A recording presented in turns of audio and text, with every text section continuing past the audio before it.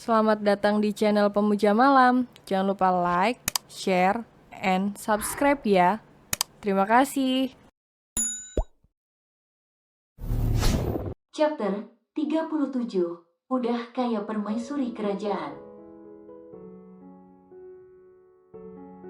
Seorang laki-laki berumur sekisaran 30 tahun berdarah Singapura Indonesia tengah duduk tak berdaya di sebuah ruangan yang gelap. Tatapannya kosong bah tak ada lagi hasrat kehidupan. Di tangannya sebotol minuman keras dan beberapa botol lain yang sudah kosong terguling begitu saja. Lampu tak ada satupun yang dinyalakan, tirai kelambu sengaja ditutup rapat, bahkan sang mentari tak mampu mengintip dari celahnya. Dia tertunduk membisu, entah berapa wine yang sudah ditenggaknya, berharap akan segera terbebas dari luka dan kesedihannya. Namun tetap saja luka itu semakin menganga dan menambah goresan perih. Dendam dan amarahnya harus terbalaskan. Devon mendobrak pintu ruangan itu dengan sengit, setelah beberapa kali menggedor namun tak ada sahutan. Ditatapnya lelaki payah yang tak bergairah itu. "Mario," panggil Devon dengan suara geram. Yah, laki-laki frustasi itu adalah Mario. Dia sedang mengasingkan diri setelah berhasil lolos dari polisi.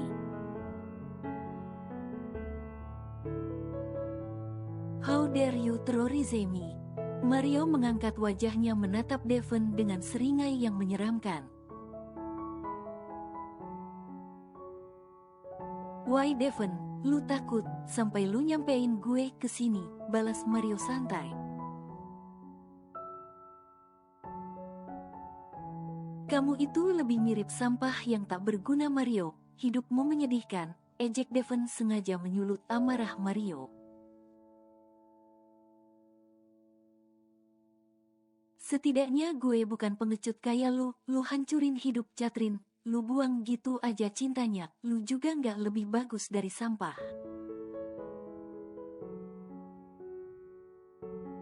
"Setidaknya gue tidak menangisi orang yang sama sekali tidak memiliki rasa apapun sama diri gue, nggak kayak lu." "Breng, cari mati you Devon, you mengantarkan nyawa ke sini, ku buat patah rahangmu." Mario bangkit lalu satu bogeman mentah melayang ke arah Devon. Namun dengan cepat Devon menangkisnya, dan perkelahian sengit pun tak bisa dihindari. Berbagai pukulan, tendangan maupun bogem-bogem mematikan beradu di antara keduanya.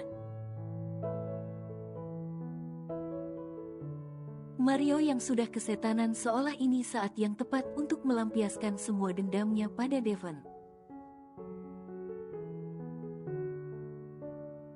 Tapi Devon kali ini tak mau mengalah. Dia tidak memberikan satu ruang sedikit pun untuk Mario sampai menyentuh kulitnya. Devon tidak hanya menangkis namun menyerang balik. Mario yang keseimbangannya tak stabil karena mabuk, kelimpungan menghadapi Devon yang berbadan kekar dan memang punya basic bela diri yang bagus. Beberapa bogeman maut Devon mengenai bibir dan perut Mario, membuatnya limbung, dan sekali lagi Devon menendang di bagian perutnya. Mario jatuh terkapar. "Mario, ini bukan cinta, tapi obsesi yang membuatmu buta, sadar Mario." Devon mencoba membuka sudut pandang Mario.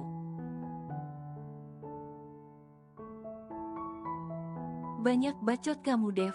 Mario bangkit dan langsung menyerang Devon.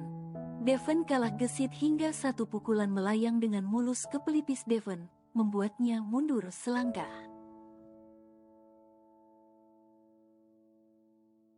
Mario terus menyerangnya membuat Devon terpojok, namun Devon dengan cepat membalikkan keadaan, kembali menekan Mario hingga hilang konsentrasi.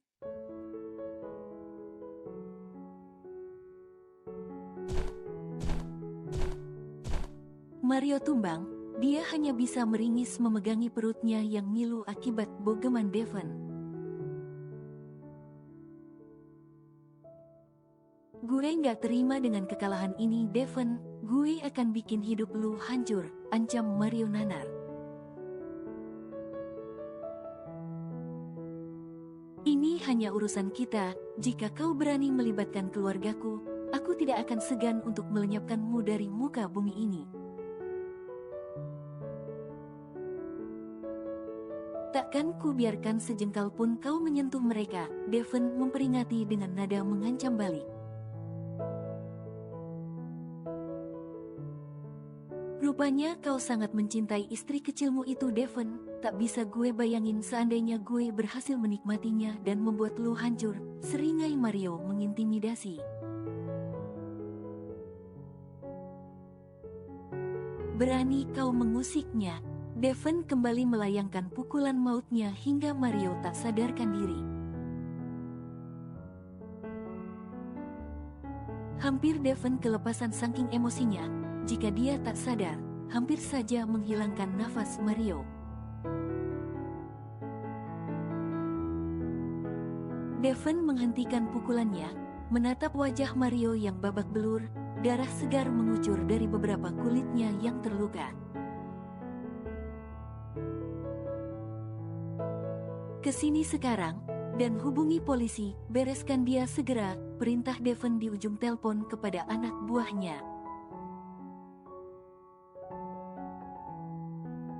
Baik bos, segera bergerak, sahut anak buahnya patuh. Devon segera keluar dari apartemen Mario, meninggalkan tubuh Mario yang tergeletak tak sadarkan diri. Devon semakin khawatir dengan ancaman Mario yang terlihat tak main-main. Dia mengkhawatirkan Mama dan juga Rere. Devon sungguh tak mau jika masa lalu antara dia dan Mario membahayakan dua wanita yang sangat berarti baginya. Rere, bagaimana kondisinya? Aku harus segera pulang memastikan. Rere masih menunggu Devon dengan harap-harap cemas. Mondar-mandir di ruang tamu sembari sesekali melongok keluar. Mobil Devon belum kunjung terlihat. Rere semakin khawatir, takut hal-hal buruk terjadi pada suaminya. Tuhan, tolong jaga Devon. Aku mencintainya Tuhan, baru pagi tadi aku mendengar ungkapan kejujurannya. Tolong kasih kesempatan untuk kami bersatu, saling mencintai dan mengasihi, Rere memohon dengan harapan yang besar. Suara doanya terdengar begitu tulus. Tak lama terdengar bunyi klakson mobil, Mang Gimin dengan buru-buru membuka gerbang, mobil Ferrari hitam masuk ke halaman rumah Devon. Rere langsung bernafas lega sembari menunggu dengan sabar sampai Devon menemuinya di rumah.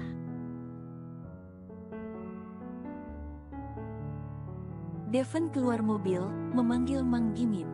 Mang, bentar lagi ada 3 orang bodyguard datang. Dia akan membantu Mang Gimin untuk memperketat penjagaan rumah, ucap Devon memberitahu pada Mang Gimin. Siap Pak Bos, Mamang tunggu, sahut Mang Gimin patuh. Devon langsung bergegas masuk ke rumah. Dia ingin segera menemui Rere dan mengetahui kondisinya.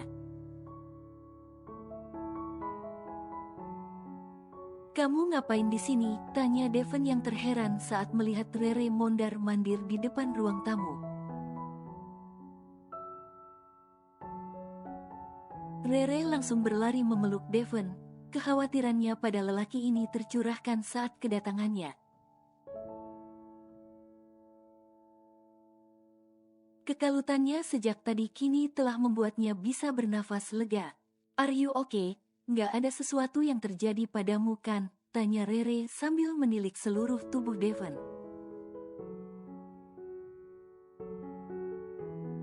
Ada beberapa luka memar di wajah, membuat Rere yakin Devon baru saja terlibat perkelahian. Tenang sayang, aku baik-baik saja, tak perlu sekhawatir itu, Devon menenangkan Rere. Ayo ke kamar, Devon menggandeng tangan Rere menuju kamarnya. Rere hanya mengekori dengan patuh. Ray, dengarkan aku, mulai besok berjanjilah untuk tidak kemana-mana jauh dariku. Aku sudah menambah bodyguard untuk menjagamu dan memperketat rumah.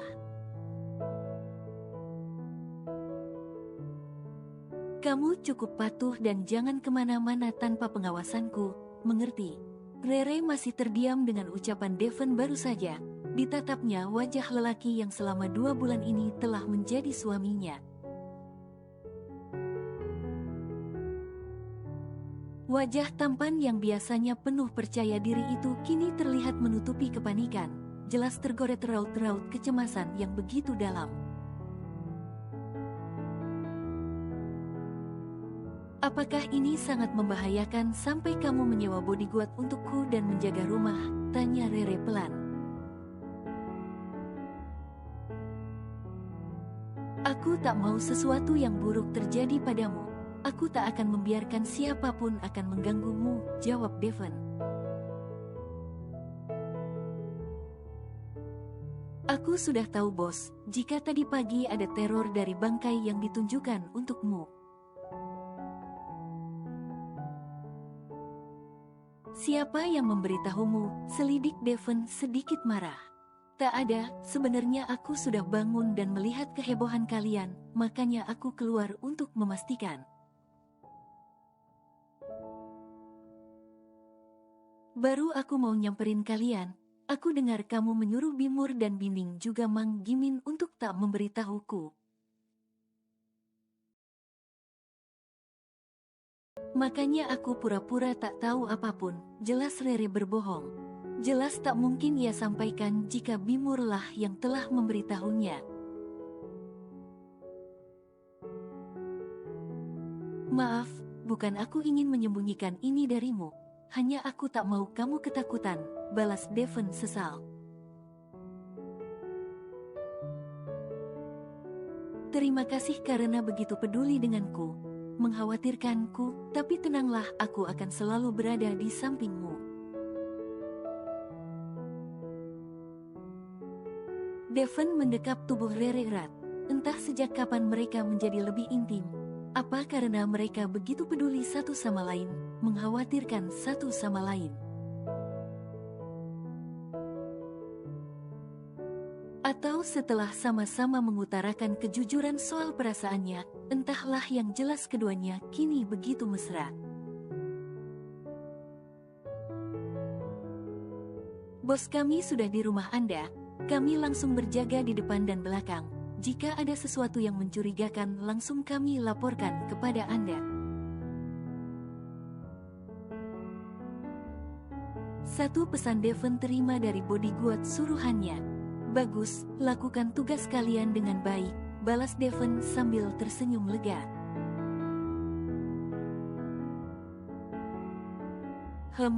Bos bodyguard untukku serem nggak? Tanya Rere. Di mana-mana bodyguard itu serem sayang. Kalau bodyguard lucu gimana penjahat akan takut, balas Devon.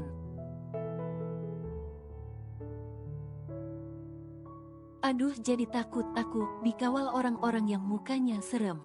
Tenanglah, mereka akan menjaga dan melindungimu dengan baik, tak usah khawatir. Udah kayak permaisuri kerajaan aja aku pakai dikawal bodyguard. Mario itu bukan orang sembarangan. Dia bisa saja melakukan apapun yang dia mau. Meskipun dia di dalam sel anak buahnya banyak, bisa saja itu membahayakan dirimu. Kenapa kalian gak baikan aja? Tak semudah itu. Mario itu terlalu dendam buta karena cinta yang terlalu bodoh. Apa wajah Catherine itu cantik sekali sampai Mario tergila-gila seperti itu? Catherine memang cantik. Dia wanita yang cerdas, cekatan dan mandiri. Sangat bohong jika pria tak tertarik padanya.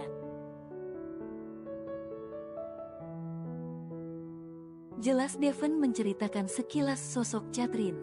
Berarti kamu juga suka dia? Tanya Rere.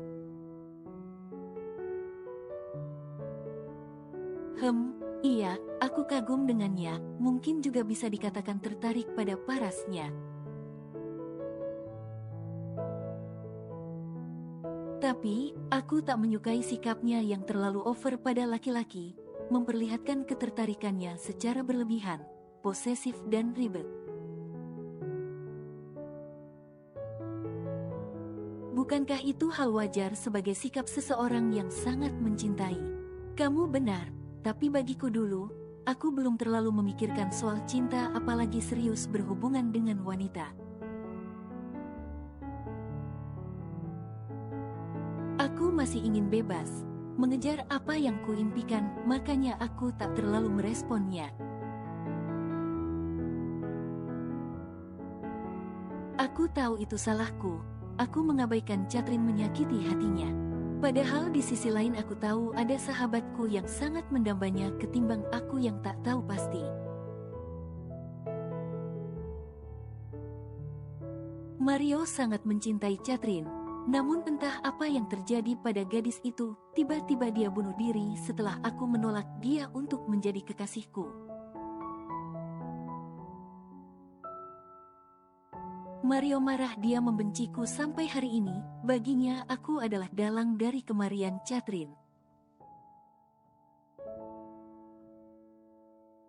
Devon menatap langit-langit kamarnya. Seuntai senyum dari wanita cantik mengambang di pelupuk mata. Senyum Catherine yang kini seakan mengerikan. Kamu pernah melakukan sesuatu padanya mungkin sampai dia begitu sakit hatinya? Pertanyaan Rere berubah menyelidik, sekalian kan ke poin masa lalu Devon. Devon mendongakkan wajah Rere dengan kedua tangannya, ditatapnya mata Rere dalam-dalam. Menjaga seorang wanita adalah kewajibanku, meski dunia ini terlalu bergemerlap, begitupun menjagamu, sahut Devon penuh keseriusan. Rere terusik, tatapan mata Devon terlalu menawan baginya. Jadi kamu belum melakukan apapun sama dia? Tanya Rere. Kamu gak percaya aku menyentuh perempuan lebih dari batas wajar? Aku sama sekali belum pernah.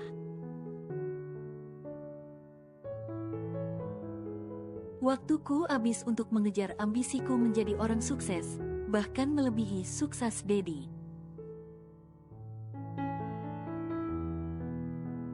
Sebab aku tak mau dikenal orang hanya sebatas mendapat warisan dari kerja keras Tuan William.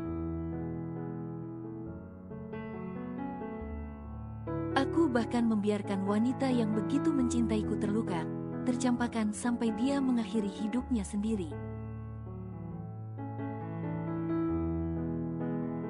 Kalau kau mau, kau adalah orang yang pertama kali akan kusentuh dan menjadi orang terakhir untukku.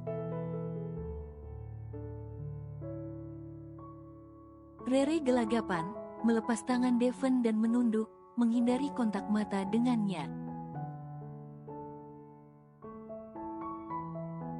Tapi belum sekarang, aku belum siap, sahut Rere sedikit takut.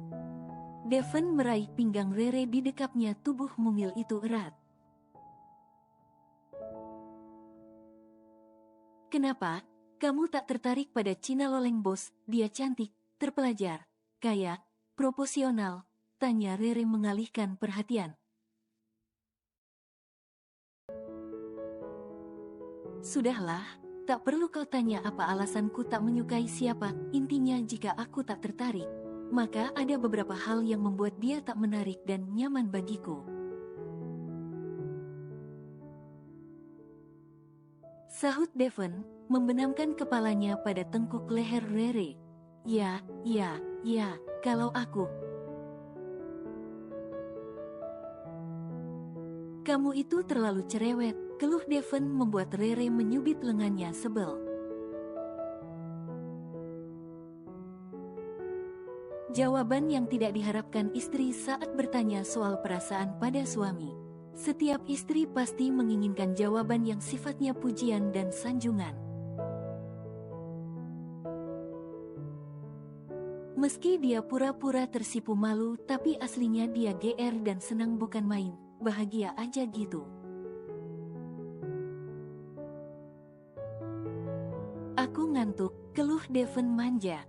Rere masih kaku berduaan dengan Devon di kamar. Ya udah, aku balik ke kamar ya. Rere melepas pelukan Devon, namun Devon menariknya dan membawanya berbaring di sampingnya. Tidur di sini, belajar sekamar denganku, ajak Devon. Tapi... Sini, sandarkan kepalamu di dadaku, biarkan kita lewati malam ini bersama. Rere hanya diam, terlintas bayangan di pikirannya apa yang mau Devon lakukan padanya. Takut, gemeteran, gugup, itu yang menyelimuti kegundahannya. Seolah tahu apa yang Rere pikirkan, Devon melentangkan tangannya. Tenanglah, aku tidak akan meminta apapun sampai kau menyerahkan sendiri. Sini tidur, besok masih banyak hal yang harus kita lewati. Bener ya nggak macem-macem, kalau nggak hilaf. Bos, udah sini. Rere menuruti berbaring di samping Devon, dengan tangan Devon menjadi bantal kepalanya, lalu bersandar di dada bidangnya, sedang Devon memeluknya erat. Mulai sekarang jangan panggil aku bos, mengerti? Em. Kiyu membuka kacamata hitamnya, menatap bangunan rumah mewah di perumahan elit di sudut kota. Sepagi ini dia mendatanginya, sebab semenjak bertemu di liburan kemarin, Kiyu sama sekali tak tahu kabar apalagi bertemu. Hanya dengan datang langsung ke rumahnya maka Kiyu bisa menemukan orang yang dicarinya. Kaki bening jenjang dengan sepatu heel berwarna merah turun dari mobil mewahnya. Mang Gimin menatapnya tercengang, entah bidadari turun dari mana tiba-tiba sudah berdiri di depan gerbang. Wajahnya yang elegan mewah, badannya yang tinggi semampai dengan balutan dress putih tulang ketat dan kaki jenjangnya berjalan indah dengan sepatu heelnya. Hampir saja Gimin lupa karena pesonanya. "Excuse me, I want to meet your boss, please open the gate," pinta Kiyu dengan nada angkuhnya. "Oh, mau ketemu tuan?" tanya Mang Gimin sedikit kikuk. Pasalnya perempuan di hadapannya mengucapkan bahasa Inggris dengan lancar, sedangkan dianya gelagapan untuk mengartikan. "Bentar ya Nona," Mang Gimin membuka gerbang dengan ragu. "Why lu orang menatap gue begitu?" tanya Kiyu menyelidik.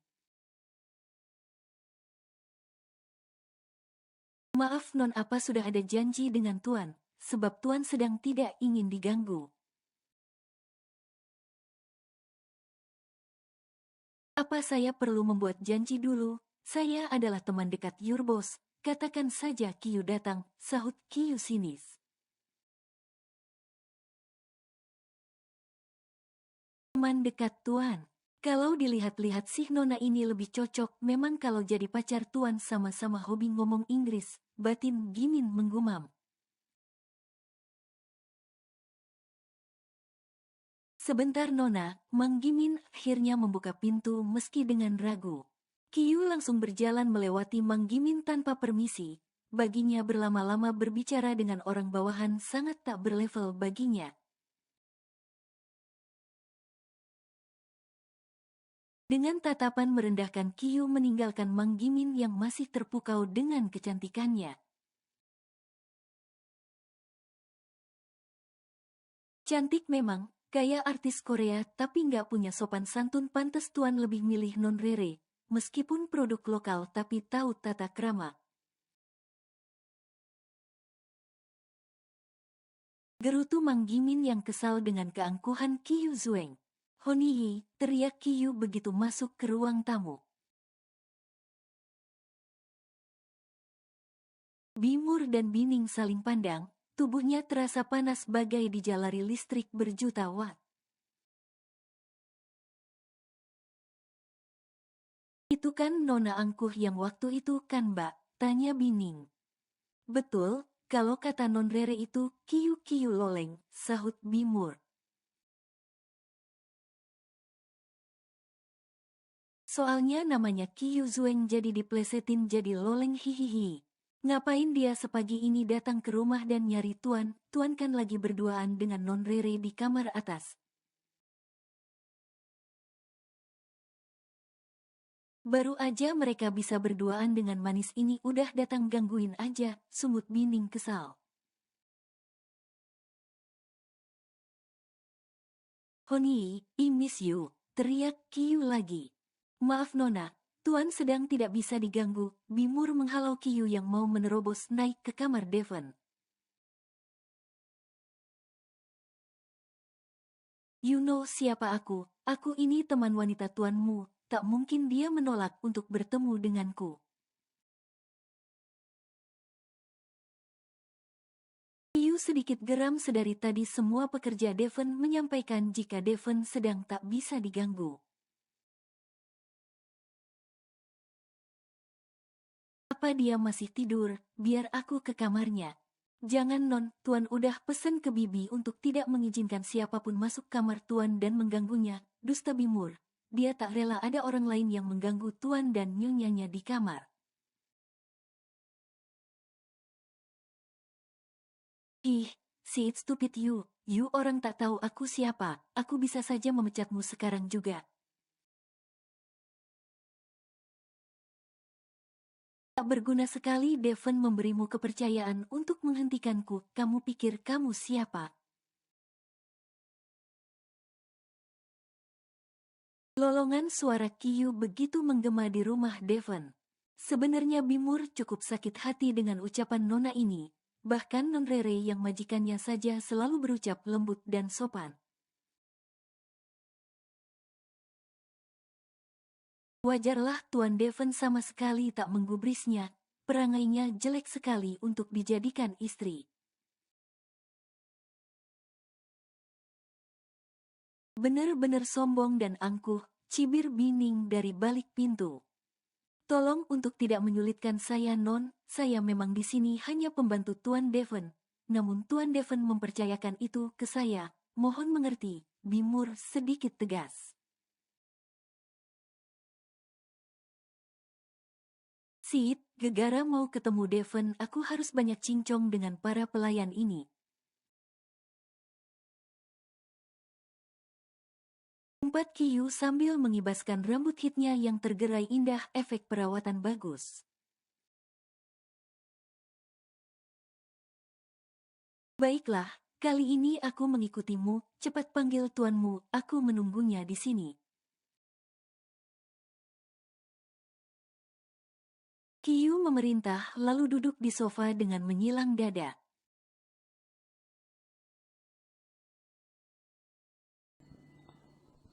Bersambung.